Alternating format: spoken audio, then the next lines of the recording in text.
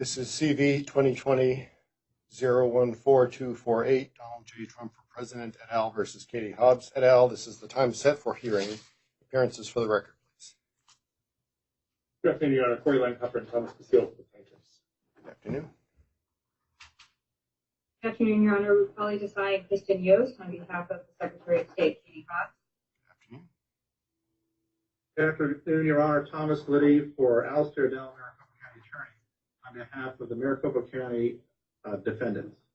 Good afternoon.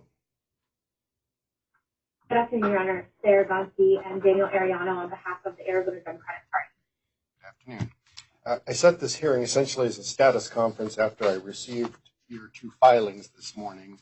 The plaintiffs have filed a notice of partial mootness, and the government defendants have filed a notice regarding ballot counts.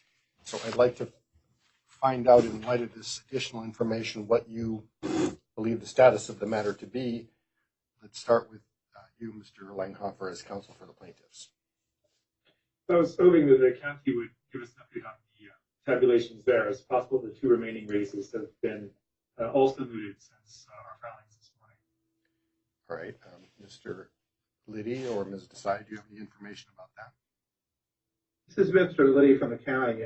We just recently got off with Mr. Jarrett, and the update is what we have. There were 422 ballots that have been processed and counted. And just prior to us coming into the courtroom, Your Honor, there are 10 additional UACABA ballots that have come in from overseas, and my understanding is that those are being processed right now, and it's possible those have also been counted.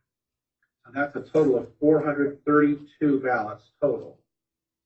422 from around the county and 10 from overseas.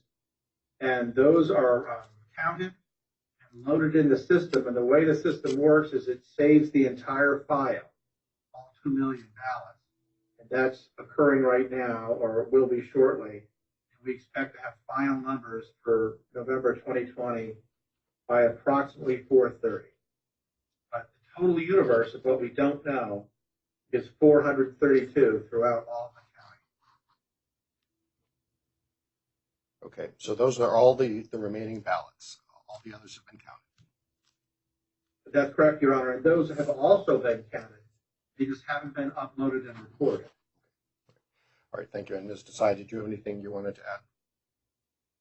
Yeah, just for clarification, that 990 number that was in the filing we made was the total number of ballots that had to be processed. But of course, many of those are provisional ballots that didn't ultimately, they're not registered voters, or there was some reason to not process, to not count those. So, that number that Mr. Liddy just provided, 432, is the whole universe of ballots that are left to be recorded. All right. Mr. Langhoffer, what would you like to say? Well, I'm just doing a little bit of math here. It looks like that number of ballots would also move Kate McGee's race. It would just be 10 or so ballots more than would be necessary to technically move Jack Seller's race.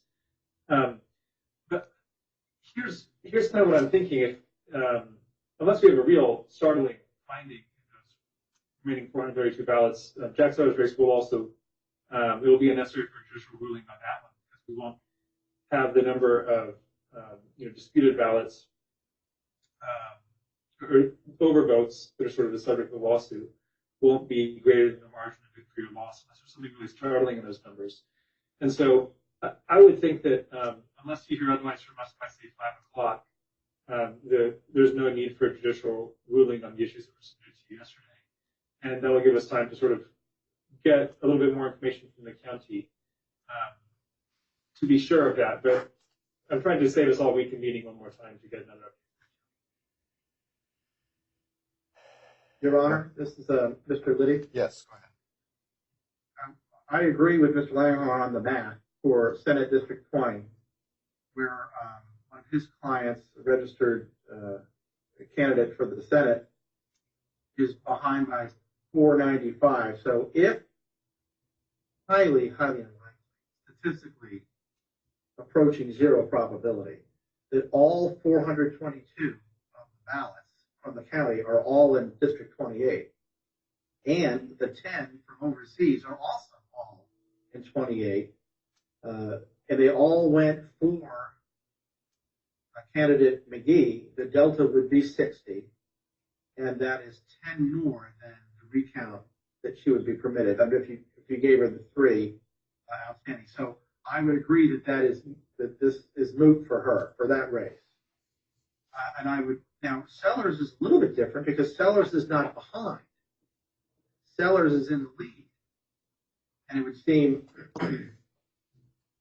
seem incongruous for Sellers to want to challenge what's going on and get things changed from the way the rules are, because then he may end up losing. But even that's impossible mathematically, or highly unlikely. I mean, what are the chances that all 432 are in his one district? And that, how many overvotes does he have? 7?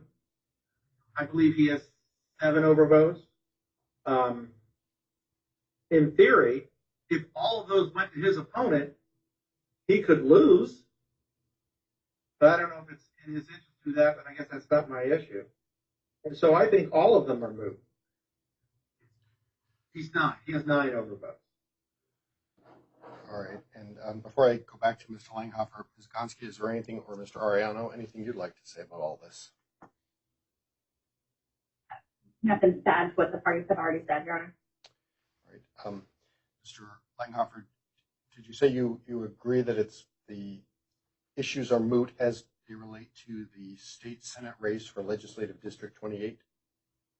Yes. So the only issue where they may not be moot is for County Supervisor District 1. I think that's right. Really, we should. The odds of that, I think Mr. Liddy's description of how that would not be mooted by this final round of numbers are so long that I don't think it's worth reconvening here. So I would say maybe if we haven't, I'm just sort of wondering whether I should hedge and say I should have a chance to get back to you, but I'm looking at my law partner here, and he's signaling to me that this is such long odds, it's not worth delaying what is inevitably the outcome with those numbers. I think we can say the legal issues have been mooted due to the final tabulations here. All right. So is it fair to have the minute entry reflect that counsel for plaintiffs states that the plaintiff's claims have become moot?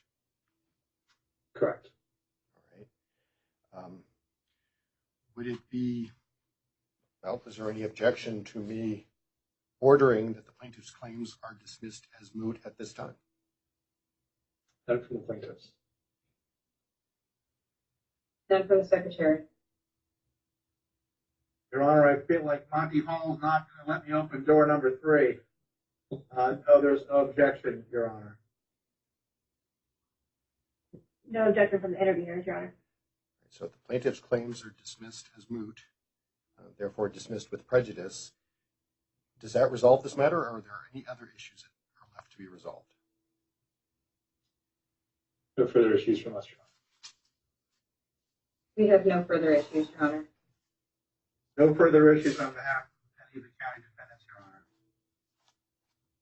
No issues from interveners, Your Honor. All right, so I'll have the minute entry then prepared as a 54C judgment, and I'll sign it. Right. Okay. All right, anything else? Thank you, Your Honor. All right, thank you. Thank you, Your Honor.